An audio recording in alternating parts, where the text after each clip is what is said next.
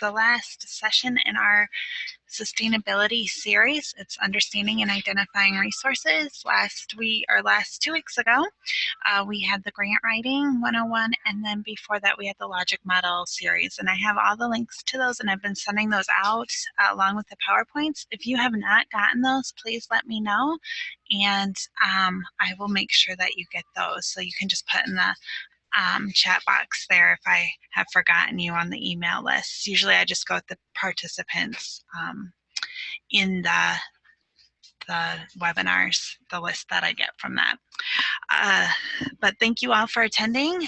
This kicked off in May, so it's kind of exciting to see it come full circle. And today's our last session, and I will be sending out the links and the PowerPoints once those are ready, no later than mid next week, hopefully.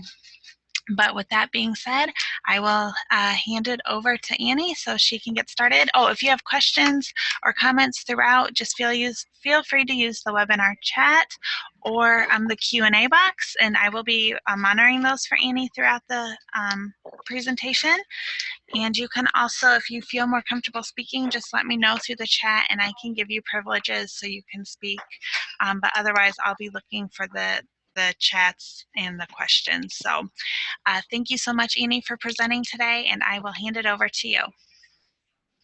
Okay, thanks. Thanks everyone for being on the phone call and the webinar. Again, my name is Annie Short, and I have been in nonprofit work for over 10 years now. And so today we are going to be discussing understanding and identifying resources. And often I think when we talk about resources, the first thing we usually think about, and hold on, my screen's not moving forward. Hold on. Oh, okay, here we go. So the first few things that we usually think about are money, and we also think about people. And yet we need to understand that beyond those, there are other resources that we need to consider when looking at how to sustain our programming or our agencies. When we think about community resources, it's often referred to as anything that can be used to improve the quality of life. So if we were to look at this picture of a food pantry, there are a lot of resources that we could point out to in just this photo. So for instance, there's the donations, which are critical for a food pantry. There could be the materials, so the storage units that hold the food. We could talk about the building space or even the electricity that may be donated to them, or it has to be funded. In this picture, there's a cash register, so maybe that's how they record their materials, but that is somebody either donated or had to purchase that computer. And then there's even the volunteers, so that human resource. But beyond this picture, there is still other resources that need to be considered. And these are what we call our organizational resources, so mission statements and vision statements, the bylaws, policies, and procedures. And we'll really talk about this because often it's a resource that's not looked at, but very critical to the operations of an organization. So today we're going to really look at 3 different types of resources: our fiscal resources, the human resources, and organizational resources. And again, that fiscal resource, that's one of those that we all know that we need because we cannot do our work without money. And most of us also like to get paid to do the work too. So the money is critical. When we think about fiscal resources, again, it talks about the money that is helping that we want to do. And sometimes direct money, it could be in-kind money or items that are donated to us. And so when we think about these fiscal resources, those can come to us either through grants or donations, possibly sponsorships. Again, it takes money to either pay for the computer, hardware, or software, and even that meeting space, and even our copies and supplies. So all of that takes money in order to make those resources possible. When we look at sustaining this, we have to think that we want to have a good mix of funding sources. So there are some organizations who are 100% grant funded. And we'll talk about that even though it's great to have grants, that puts your organization in a very scary position to only be funded through grants. And so we want to start looking at, for fiscal resources, how do we have a mix?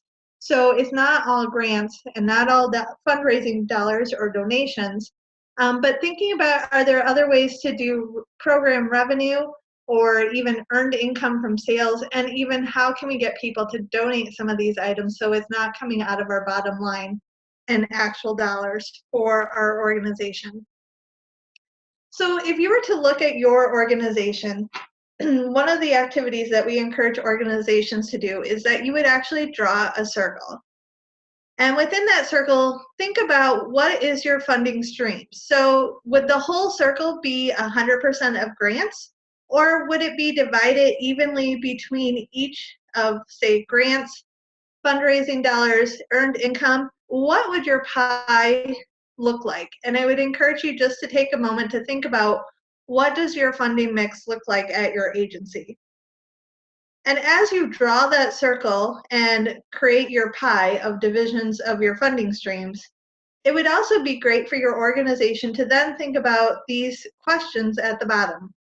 What looks good here? Do you have a good mix?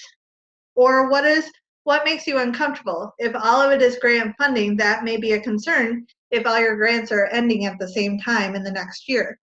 Or what information do you need more about? Maybe you don't even know how your pie looks like, and that might be something for you as an organization to start thinking about in order to make sure that you're having a good mix. So to understand the audience, I would like us to do a poll to see, where do you think most of your funding comes for your program or agency?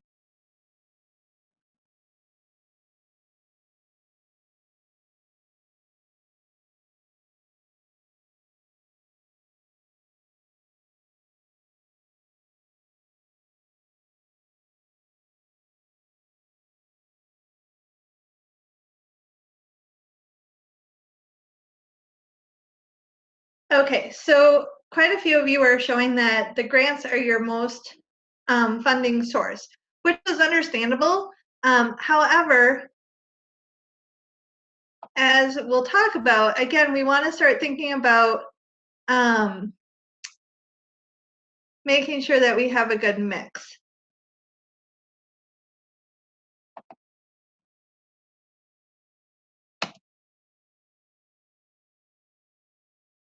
And hold on, I'm having problems again advancing my slide.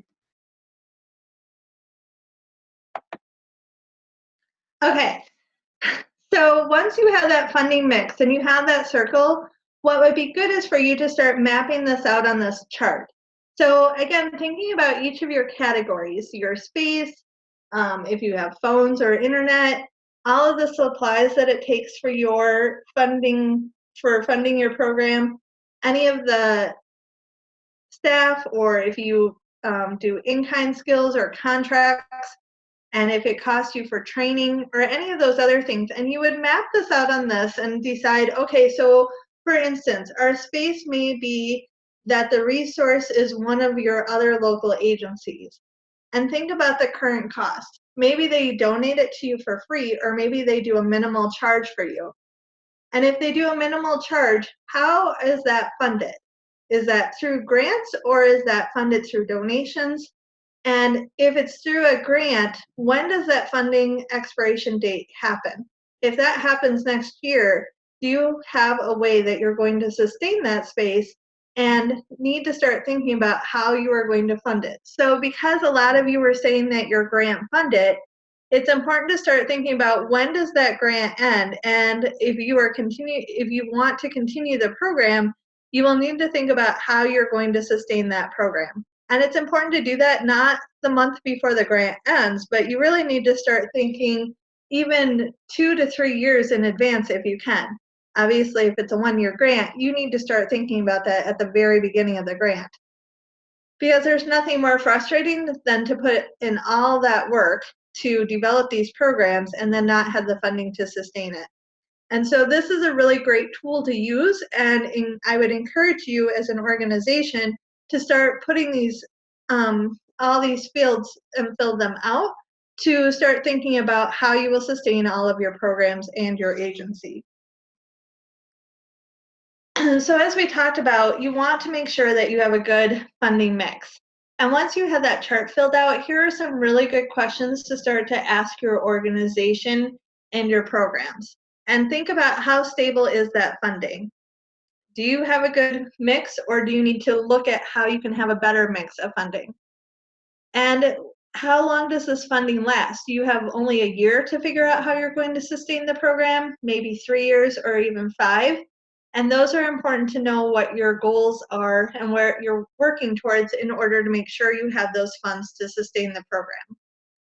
And even start to think about what would happen if one of those major funding sources went away. With grant funding especially, it's hard because, for instance, we have a federal grant, and with this new administration, there was talk about that they were going to end the whole agency and all those grant dollars would go away. Even though we still have 3 more years in the grant, doesn't mean there's a guarantee, and the federal government truly could have pulled that funding away this year, and we would not have been as prepared as we will hopefully be in 3 years when the grant ends. But it is always important to think about what happens if that funding goes away. Do you have a plan B? Do you know how you can protect your programs even if the funding goes away?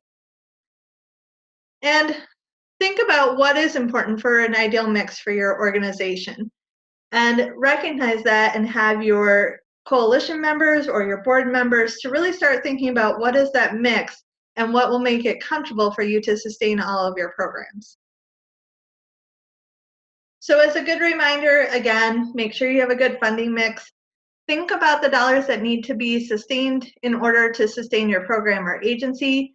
Identify the supplies, services, materials, really map out what it takes to make your programs happen, and be realistic about where the funding sources are coming from, when those funding sources are ending, and how you could sustain it. Have a plan B in place. If you haven't thought through that, it is very good to do so because, again, there's no guarantees for most of our dollars. There's a lot of, if you have a 5-year contract, that hopefully you would have 5 years. But again, it's usually no guarantees because it's based off whether the dollars are there or not. There's also a lot of talk for our agencies to start thinking about how you could generate income, or what is called social enterprise. So for instance, one organization that I work with, they do a lot of scholarships for students to attend one of the parochial schools. So, but they recognize that it is very hard often for students to pay for the schooling, so they provide these scholarships. But they're relying completely on donations, and again, there's no guarantees that people are donating for such a project as scholarships.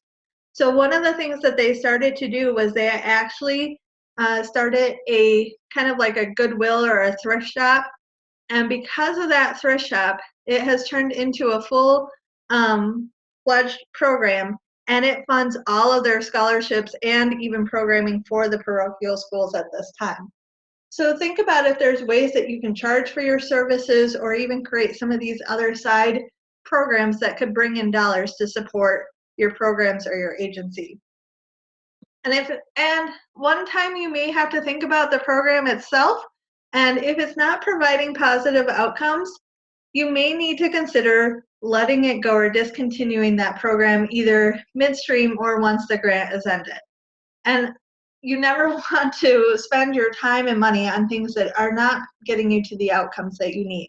And sometimes that's a hard discussion to have, but it's also important because you want to make sure that you can sustain the programs that have truly positive outcomes. And so that may be a discussion that needs to be had at your meetings on a regular basis to make sure that the programs that you're funding and spending time on are bringing you the outcomes that you're hoping to achieve. Now that we've talked about fiscal, let's talk about the people and talking about human resources. So when we talk about human resources, this is about anyone who could assist with your program. It could be the staff, it could be if you contract with consultants, could be your volunteers, stakeholders who are really giving you either money or space or those things to make the programs happen. It could be other partners who can provide additional expertise, or even those who are supporting your programs. And it could even be something as a local champion. They may not be an organization, but they're those individuals who are willing to go to bat for you. And so really thinking through, who are all of the people in your community who are providing you the resources you need to make sure that the work is happening. And so there's a long list, and there's a lot of people within our communities who could qualify to be a human resource for our agency. Even thinking about like partners who are willing to just hang up flyers or promote your events on social media. It could be those organizations who really just help support you in any way. And so we're going to look at the two different kinds of relationships. We have a formal relationship and an informal relationship. So when we think about formal relationships, we want to look at those key partners in our program. So it could be the families who are attending your programs, any of your volunteers who are assisting with the work, the staff, any of your leadership like board members or administration support staff members. It's also those organizations that you may have either a financial or a non-financial agreement with. So if you have an MOU with an organization, they would be considered a formal relationship.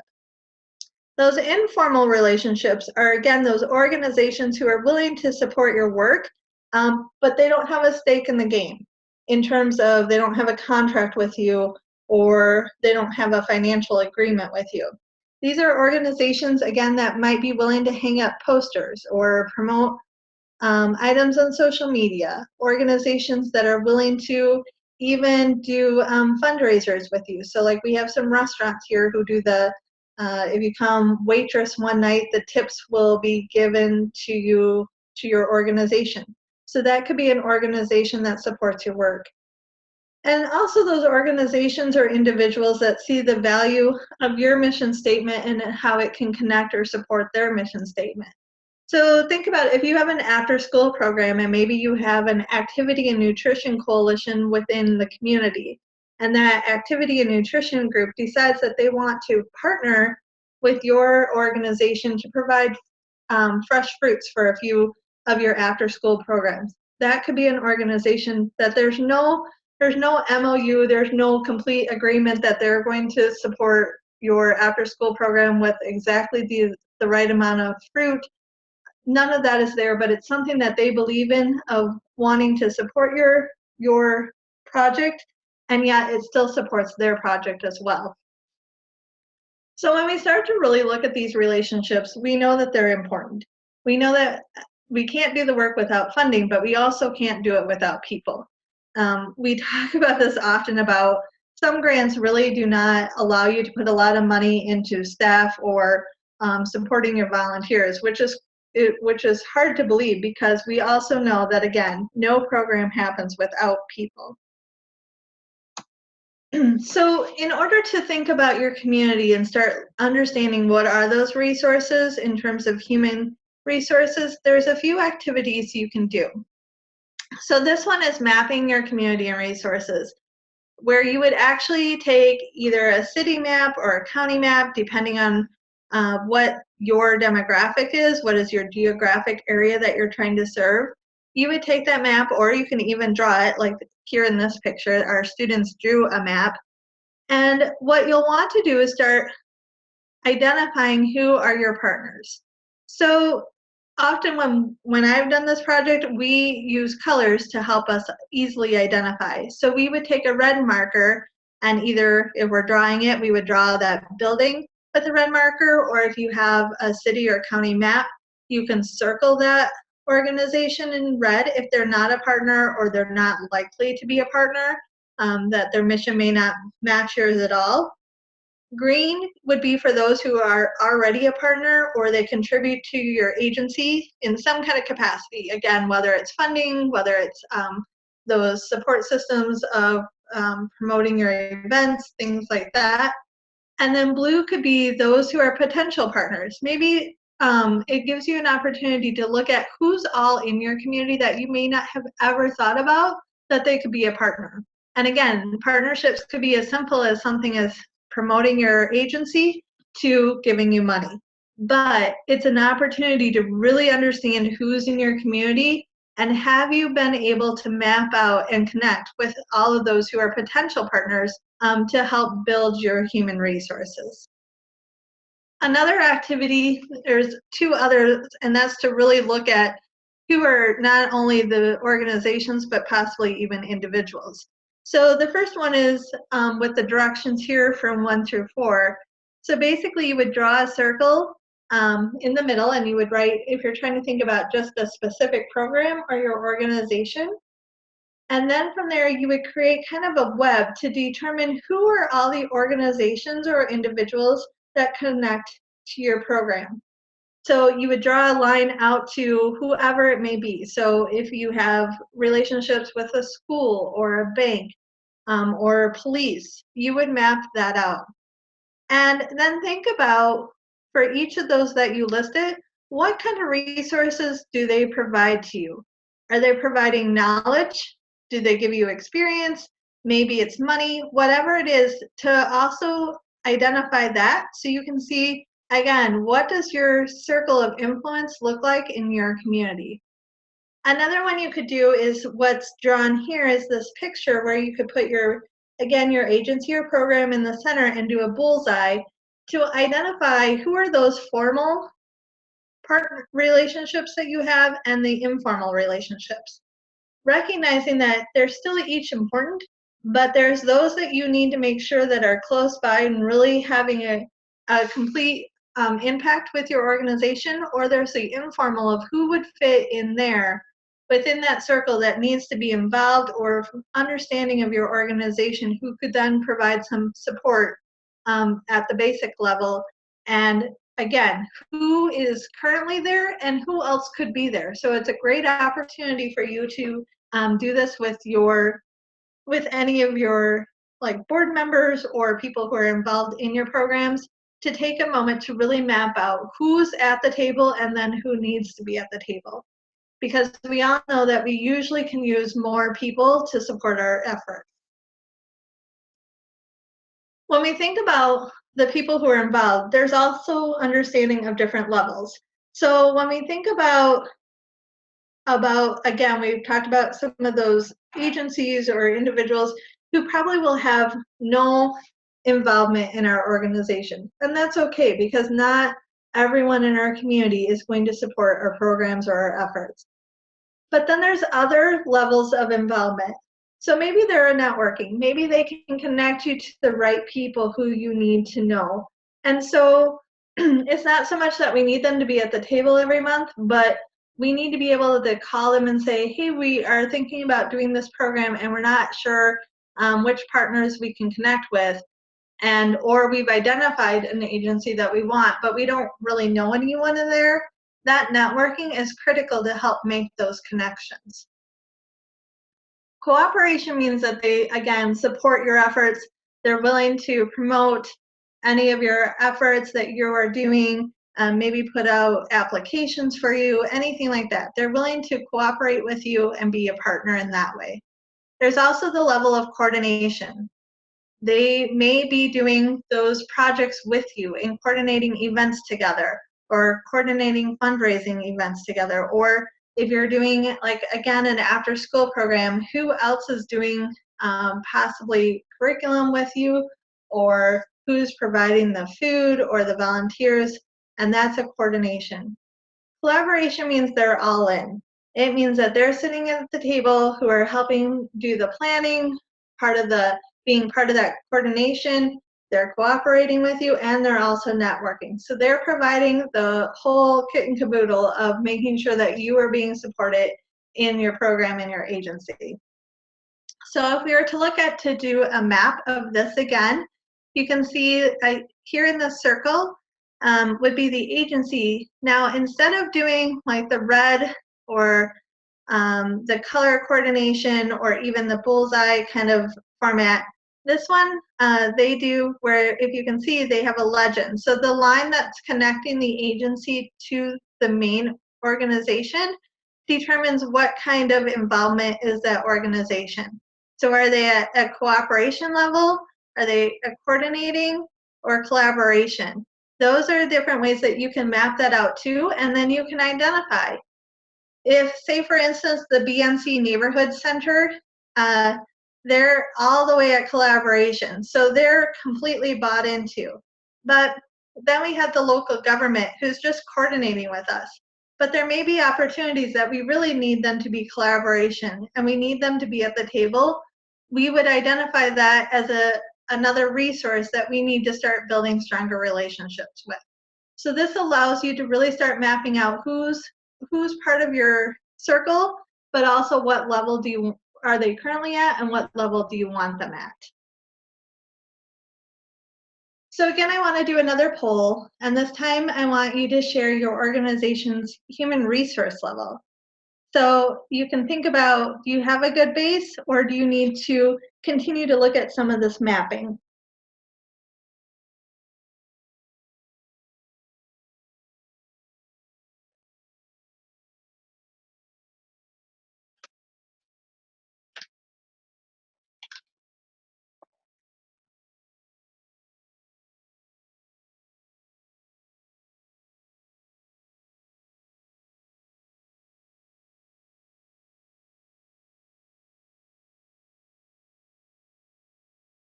Okay, so it looks like some of you feel like you have a good base, which is great. I would encourage you to then also look at those levels of participation and see if there's opportunities to grow some of that.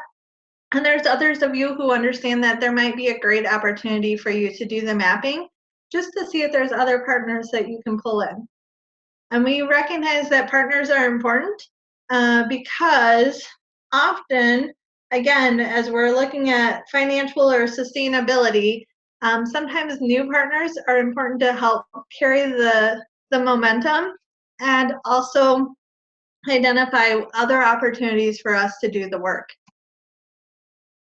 All right, so when we also think about human resource capacity, we also want to understand where are they at in the whole process of our work. Do they understand the problem and realize that, yes, they need to be a part of this, or yes, the programming needs to exist? And if we recognize that we want to bring new partners to the table, then once we identify who those people are or organizations, we need to think about what information do they need to know about in order to support the program. And then think about how would you get that information to them. If you're trying to reach more volunteers, for instance, it might be a public event. If you're trying to do more specific information to a specific organization or targeted individuals, it may be a brochure or a flyer to encourage them to join. Or it may be that you have to do a one-on-one with them to really give them the lay of your program and the importance of it. And so think about what will it take in order to get that person or organization to the table. And when should you get that information to them? So if you wanted to get an accountant to sit on your board, probably talking to them or approaching them during tax season is probably not the best time to reach them. So you want to be strategic about when you do this as well. And who in the organization can make the connection. If it's truly a volunteer kind of rally, it may be more of who can get the word out to individuals who may be interested in volunteering. But if it is a one-on-one with, say, even like a CEO, there may be opportunities to look at your current human resource capacity. Is there someone who has a connection to that CEO at the bank that could then do the information sharing versus just a staff member, because the staff member is important, but it is their job already to go promote the organization. So if you could find a volunteer who maybe has the connections, or we know personal relationships often have a great ability to pull more people in, those are things that you'll want to start to think about. And again, it helps you to understand who is your base, who's part of your organization, and how are they supporting you, and recognizing where are their connections and their linkages as well.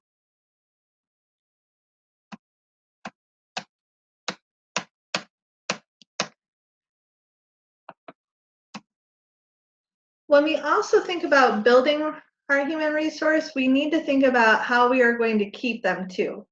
Because there is nothing more disappointing than when you invest all this time in getting your people to the table and then losing great people who have supported the organization. So this is important to think about. Do you have a plan of how you are going to keep your members at the table? And when we talk about this, we think of 4 different key areas. Encouragement. Oftentimes we have people, especially our volunteers, who give a lot of time who don't feel encouraged to give more or feel like they can offer anything. And so think about ways that you can encourage each of your members who are at the table. It could be just emailing them and saying, "Hey, I saw that you posted this on your Facebook post. I really appreciate that, and I hope you continue to do that more." Any little thing like that to encourage people to feel like they can give more or do more for the organization. Sometimes it requires development. So often we're doing programs that may have been something new that we've been learning. For instance, I know the whole trauma-informed care is a huge movement that is coming out and something that many people do not really understand yet. So it may be, how do you provide training not only to your staff but to your volunteers so they understand why you're doing the programming that you're doing. So thinking about how you can really continue developing the knowledge and the awareness of each individual within your organization. That whole connecting piece, again, it comes back to personal relationships. People give to people. And so having those connections and making sure that not only is staff connecting with staff, but how are staff connecting with volunteers? How are staff connecting with those partners? How are the staff connecting with the CEOs who give once a year? Are there opportunities that you're sending an email and saying, "Hey, just so you know, your $500 provided a curriculum for 200 students." Each of those times that you can connect people with how they're engaged will help them realize that it's important for them to stay engaged. And then also think about celebrations.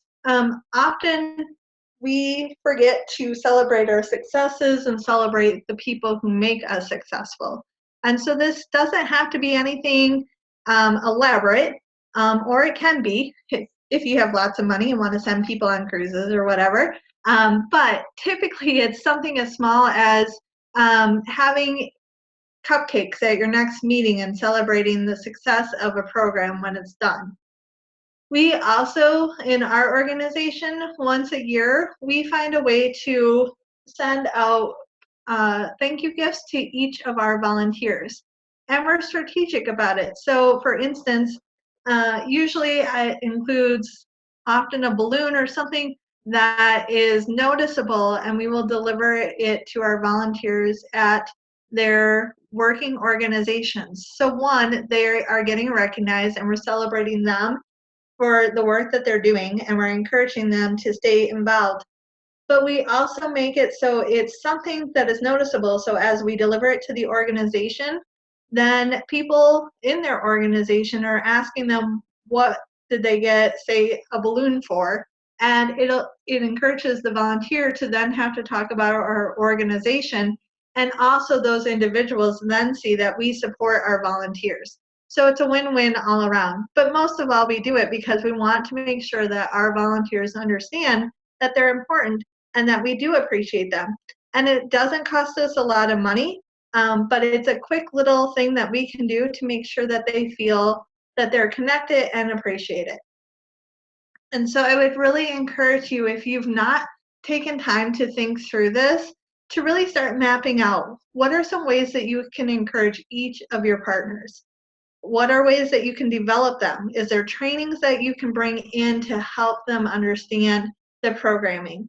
Or is there ways that you can even get them to your program so they can see what is being done? And that also helps with the connection, so that they're not only just connecting to you, but they're also connecting to the people that they're helping, the programs that they're supporting. All of those connections are important.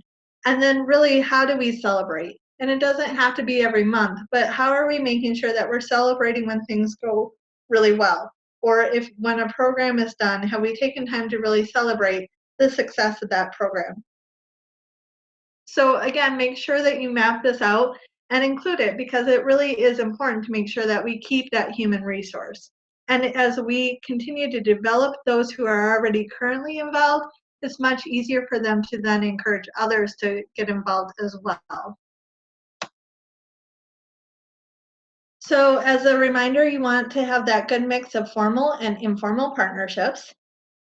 You want to take a time to develop and understand what is the level of involvement of each of those partnerships, and think about, are they at the level that you want them to be or that you need them to be?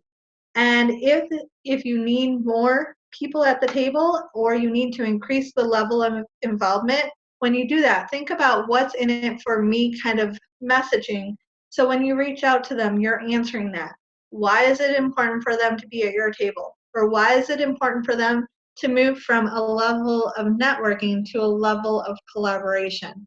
And you want to have that in mind, and then think about when you're going to deliver that message and who can deliver that message.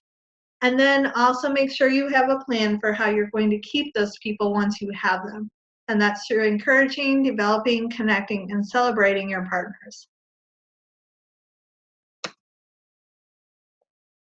So now that we've talked about the two pieces that we often think about, which is the fiscal and the human resources, there's another piece of resources that often get overlooked, but are just as critical for the success of your organization.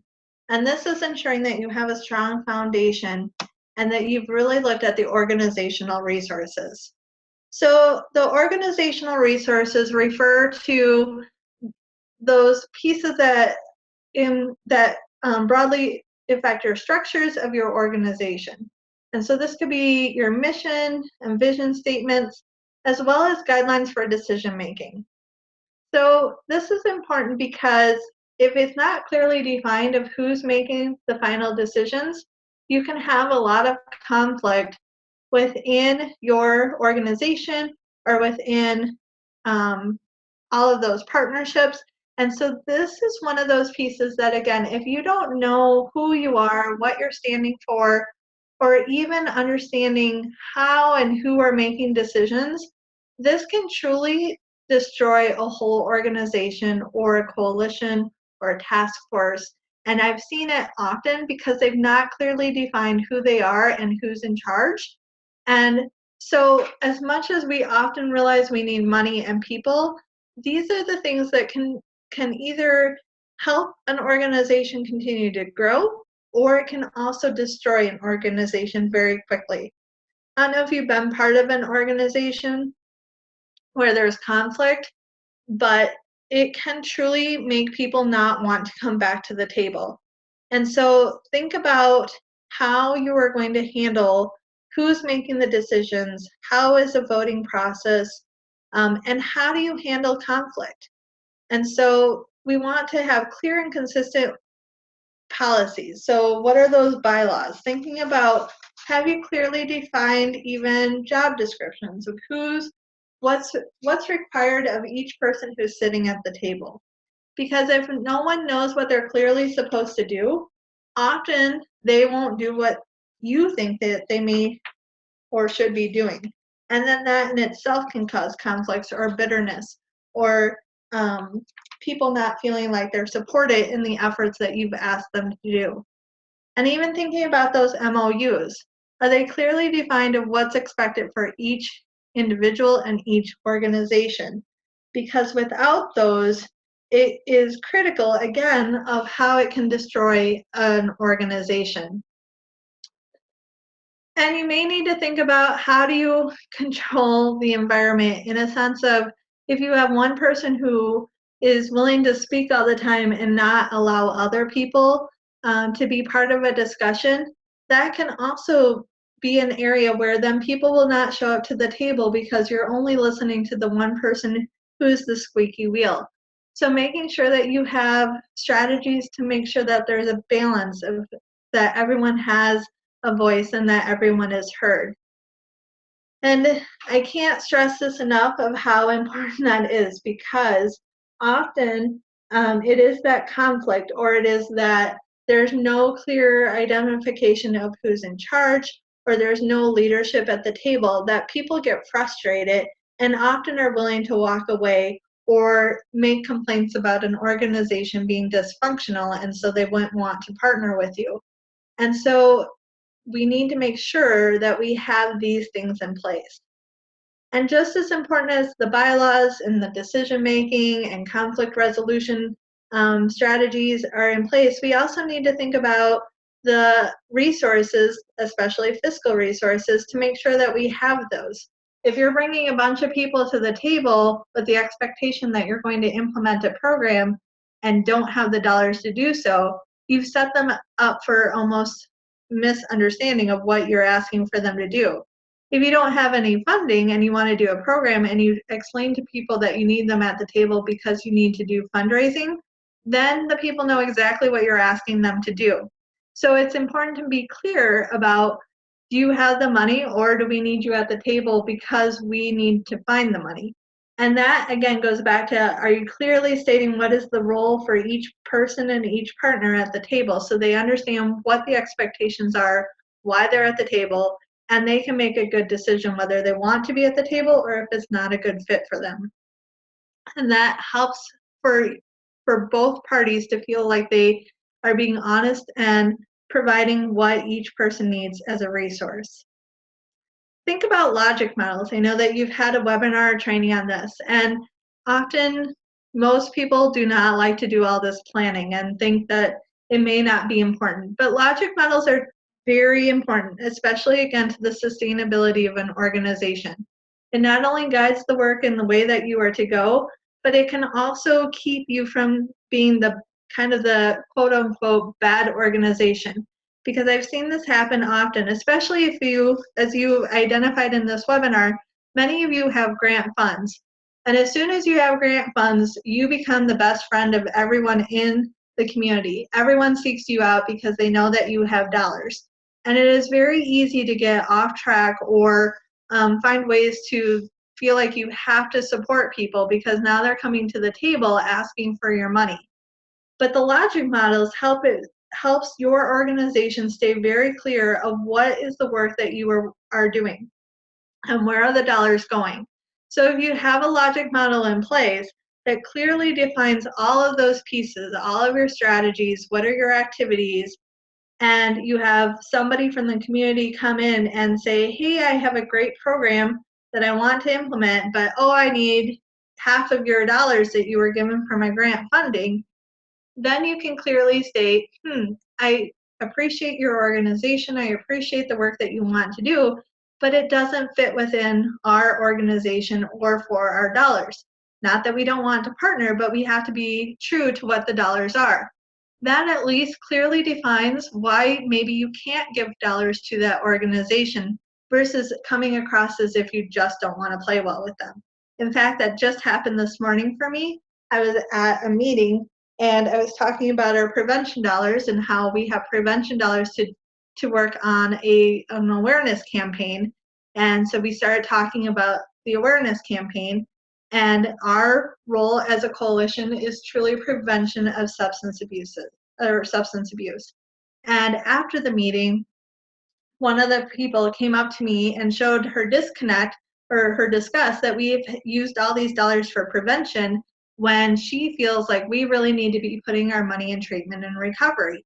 And not that I don't agree that we need money for treatment and recovery, but I also had to explain, first of all, we're a coalition that focuses only on prevention, and the dollars that we received were only for prevention.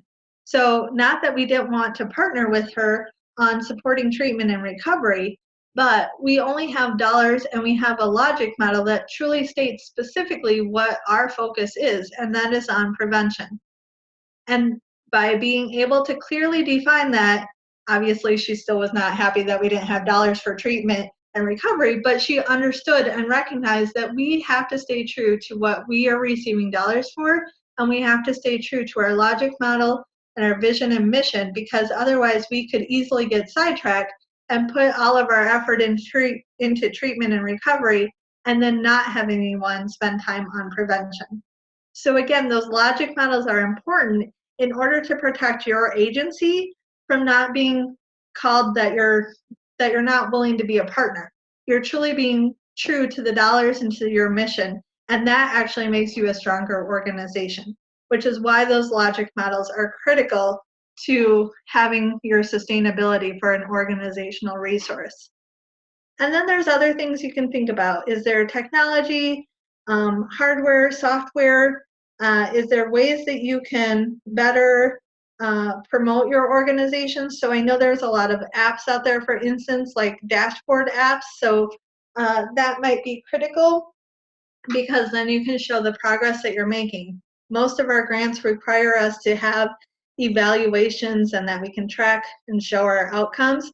So thinking about how are we going to do those, and sometimes we don't have the dollars to pay somebody to do that, but is there software that we could purchase or that we could utilize for this and have in place to make sure that it's consistently being tracked?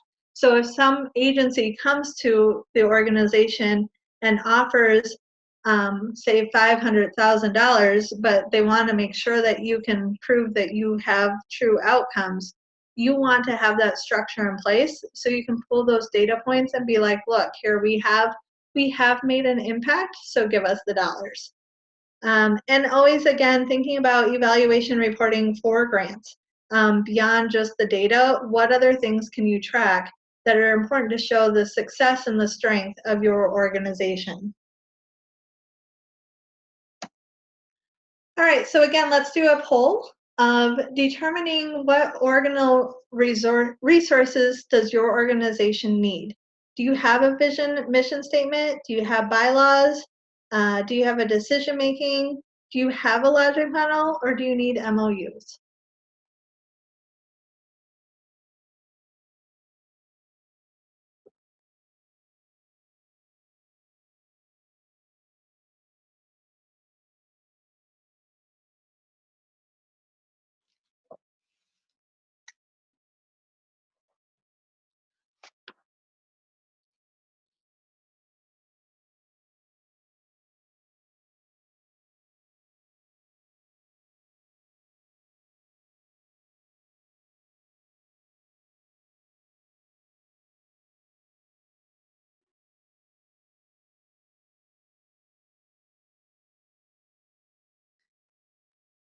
Okay, so, and maybe some of you just didn't have time to finish answering the questions, but again, these are important things to start looking at, thinking through, and it's great to see that so many of you have a logic model, because again, that is very critical, and hopefully my story demonstrated that. But also thinking through, making sure you have bylaws, or at least even knowing how you're handling conflict, decision making, if you need job descriptions, if you have to have MOUs in place with your partners or organizations, even helping people understand that MOU, like if they join a coalition, do they understand what's expected of them? I'm working on an organization right now that we are struggling with this because we've never had bylaws in place. And so we've had a lot of members just come to the table, pretty much listen to the report, provide a little bit of input, and then they go on with their day. And we are shifting that organization to help them understand that we need much more from them at the table than just showing up and checking off their list that they attended a meeting.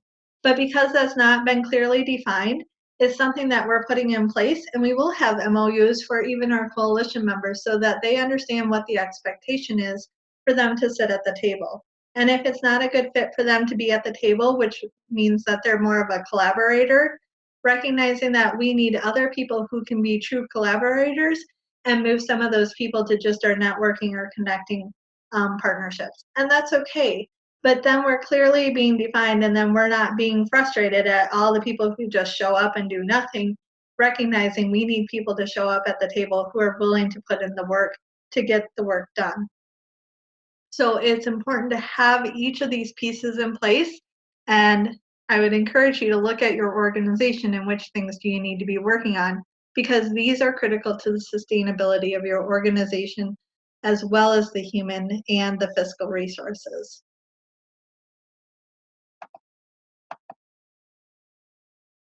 So, Annie, I'm sorry.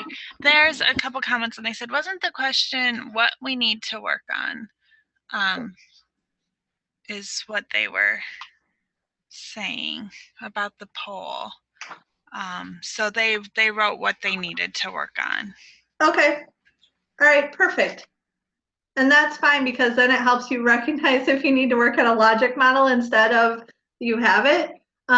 Those, I would encourage you to go back to the webinar and look at logic models, or if you need help, there's plenty of us who are willing to assist. As much as I used to hate logic models, I am all for them now. And so they're tedious and they can take a lot of time. And a lot of times people struggle with doing all that planning, but it is critical and it's very helpful in making sure that you know the direction and why you're choosing the strategies that you're choosing. So if you need to work on those things, those are important for you to do, because without those, your organization can struggle down the road of what are you focusing on, what do you need dollars for, what do you need people for. All of that is critical to understand each of those pieces. And you can't get people to the table unless you know what you're asking them to be involved in. So that's why it's important to have your vision and mission, why it's important to have bylaws, why it's important to have that conflict resolution. All of those pieces are critical to make sure that you have the strong foundation for your organization to move forward and be successful, but also sustainable. So with that, then here's some just reminders. So again, make sure you have that conflict resolution. Have you really thought through how you will handle that?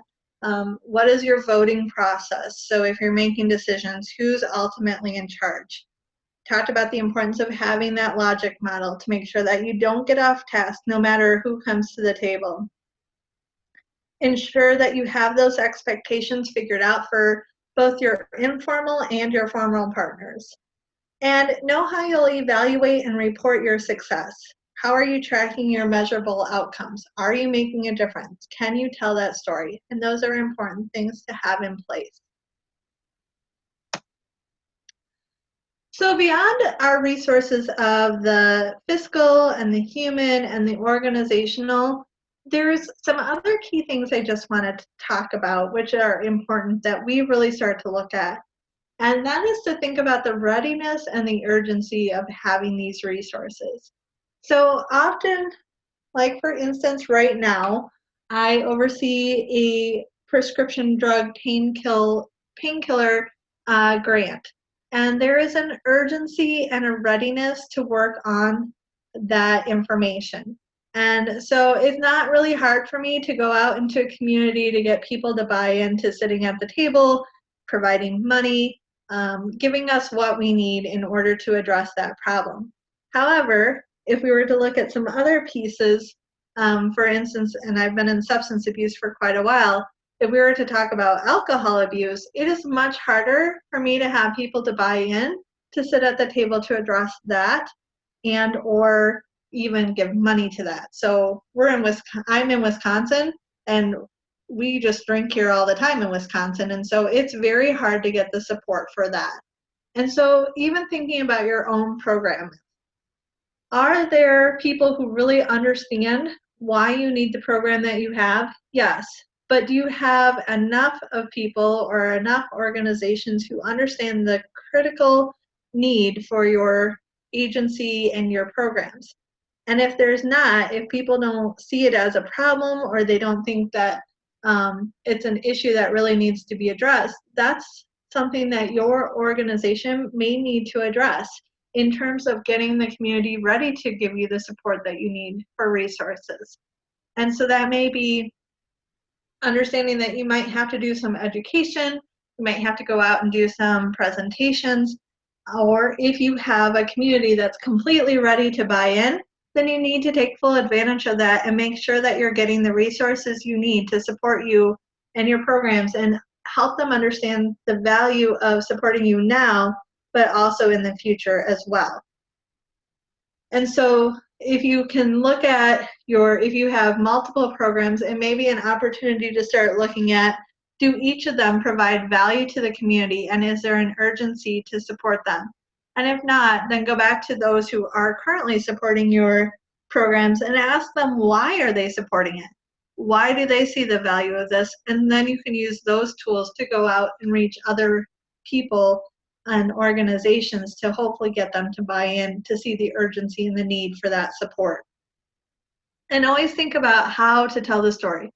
What's in it for them? Why is it important for them to invest the money? How does it help them long term? Because there is a cost to everything. So, and I think even as nonprofits, we do not do as good of a job at this as what we can do. So even I'm in school and I'm taking a master's in business administration. And one of the things that I've realized is that businesses don't speak nonprofit and nonprofits don't speak business. So we need to start thinking about, in business terms, for instance, they talk a lot about what is the return on investment. And so we need to think about, not is it just that maybe, for instance, with our substance abuse problem, not are they just giving money to prevent kids from smoking or drinking. The reality is they're investing in their future generation of employees. And so many of our companies right now are struggling to have people who can pass a drug test. And so that's their immediate need, and that's what they're seeing as a problem. But we as a nonprofit organization have to really help them understand that if that's their problem, that is why they need to give dollars and time to our prevention efforts, because if we're preventing kids from starting to use, they're less likely to use as a young adult, and even as an adult in the 40s. So we have to make sure that the businesses understand that their investment is not only an investment in our youth, but it's an investment to ensure that in the future they will have employees who can pass the drug test. But we've had to work really hard to start making that connection for them. So if you have, even think about an after-school program or a mentoring program. Again, most businesses and adults think there's value to that, but they may not see it as an urgency, or they may not see the desire of spending lots of money on that. But again, it goes back to businesses especially, to help them understand that if we can build strong, healthy students who go to school, graduate, get their degree, we're investing in their future workforce. And so they need to think about, why is it important for them to not only invest in high school students, but why is it also important to invest in middle and elementary students? Because all of that plays into who they will hire in the future. And so there you can see how we've made a connection of what's in it for them. But it's critical for us to start thinking that way, because if we just talk about, we had 50 students graduate from a program, that's exciting, but we need to explain to them what was the importance of that program and how does it help that child thrive in their community today, but also in the future. And make that connection so that businesses, individuals can see that it is important to provide the resources and the support today because of the investment in the future. Hopefully that makes sense. But it's critical for us to start speaking the language of others instead of just always nonprofit, because we have learned, even within some of our work, we realize that prevention efforts often correlate with public health, but we have never spoke public health language. And so we are both kind of working on the same thing, but in parallel instead of working together. So we've had to change some of our language, and that might be critical for your organizations too, is to think about the language you use and how does that relate to the language of businesses or other agencies and their kind of language that they speak. All right, so I'm going to do one last poll, and I want you to think about our different pieces that we've talked about, which was the fiscal, human, and organizational, and think about which one do you need to work on most, and maybe you realize you need to work on all of them.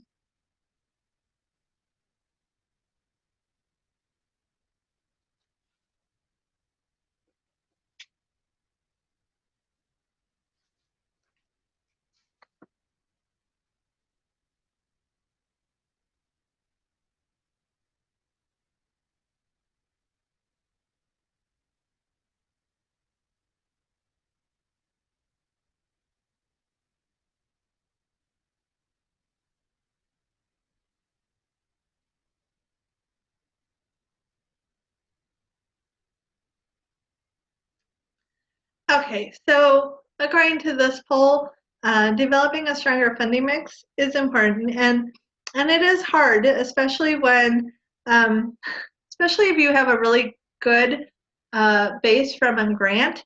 It's hard to think beyond that because, quite honestly, I don't know about you guys, but I'm not a big fan of fundraising. They're a lot of work. However, I've recognized again from all of my trainings that as much as I love our grant that provides us enough money to pay staff and pays for the program itself, the reality is our grant's going away. And so eventually we are going to have to figure out how to sustain that. And so it is important for us to have a good mix. And it takes time to process all that. It takes time to make sure that you're doing that. But it is critical, and especially this year is one of those examples that we almost lost all of our funding, even though we had technically 3 more years of grants. We could have lost it and been without a program today. And so it's important to make sure that you have that strong funding mix. But it's also important to make sure that you have the people at the table and start thinking about, are there other partners? Is there other ways to create relationships that then in the future could possibly help you with some of those funding mixes that need to happen? And if you need to work on some of those organizational foundation pieces, it's important to take the time to work on creating your mission and vision, or really working through your logic model to make sure that you have a plan. And those logic models are important too, because there will be other grants, or even if you go to corporations, most corporations have a business plan, and so they'll want to see your business plan. And so if you have a logic model, you will show to that organization that you've invested the time needed to make sure that you're doing projects that have value and that should have positive outcomes for the money, for the time that they're giving to your organization. And so if you need more help, I would encourage you to look at the webinars, but there's also other tools and training opportunities to make sure that you are working on having a strong foundation for each of these pieces. Annie, we just had a question come in from Colleen, and it says, when you live in a small rural community and your agency has different sections, they do prevention, mentoring, family education, and domestic violence, and a huge annual fundraiser, how do you not over ask businesses? Yeah, it's hard when you only have so many businesses within the community, and I work with a lot of rural communities, and so it is a struggle to go beyond all those fundraisings, and that's where there's opportunities, I would say, to start really looking at all of your programs and see if there's opportunities to do more alignment. And if you've done that, it's truly helping your community just understand that, yes, we have grants and the value of those grants, but also recognizing that the grants will not be around forever.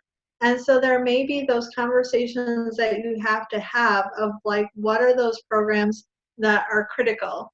And even in our prevention work, we have realized that we need to start literally looking at what we call environmental strategies, because there's not a lot of funding to continue curriculum. And that's sad, and it's very hard because we recognize the value of having curriculum in the schools, for instance, or having some of those programs, but we also recognize that it's hard to sustain those. So we need to think about how we can change systems, how can we change policies and procedures. For instance, I live in kind of a rural community, and kind of the same problem. I oversee 6 different coalitions, for instance, and most of them have been very focused on curriculum and programs, which again, they're so critical, and we need them, but also recognizing that there's organizations who are providing some of those programs. And so we as a coalition had to look at what's still the gap, what is still missing, and how do we integrate with those programs that are already doing some of the pieces.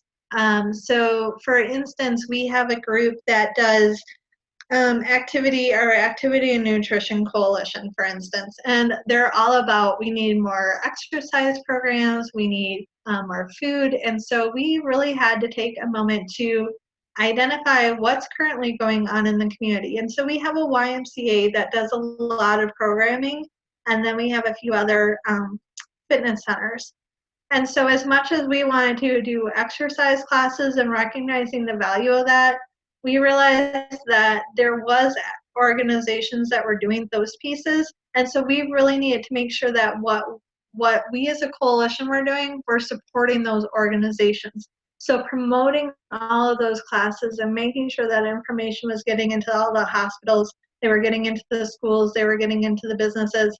And then our coalition had to look at where were still the gaps for activity. And one of the things that the organization realized is that we didn't have enough streets that had bike paths. And so that is a systems change, and we had to work with the city government to ensure that there was street signs and street space for bikes. And then the coalition had to work on promoting and encouraging people to ride their bikes, and also then to make sure that we were sharing the road with the bikers. And so it shifted our coalition. And so part of it is when you're in those rural communities, it's about partnerships and working together as a whole community to identify who's doing what and what are the gaps. So you're not duplicating services, you're not duplicating programs. And when you're doing that, then the businesses understand that we still need money to support all these pieces, and hopefully recognize that there's only so many dollars, but that we're being very frugal with how those dollars are being used, but also being very efficient, that we're not duplicating those services, so that we're using those dollars efficiently. So I hope that helps. And I recognize it's very difficult to have that funding mix when you're in a rural community, because there's just not as many options. But I think the more critical thing is to make sure that you've thought through all those plannings and you've mapped out all the services, so that way you can reach out to people to let them know that you are being very strategic in how those dollars from the community members are being used. And I hope that helps.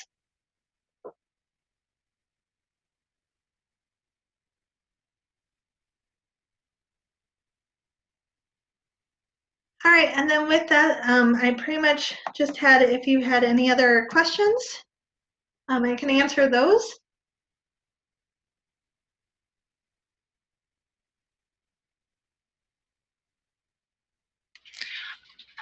Nothing else is coming through, but we'll see if anything does. And Colleen said, yes, your answer was helpful, so thank you. And if she needs help, Colleen, feel free to call me and we can talk through some other things too.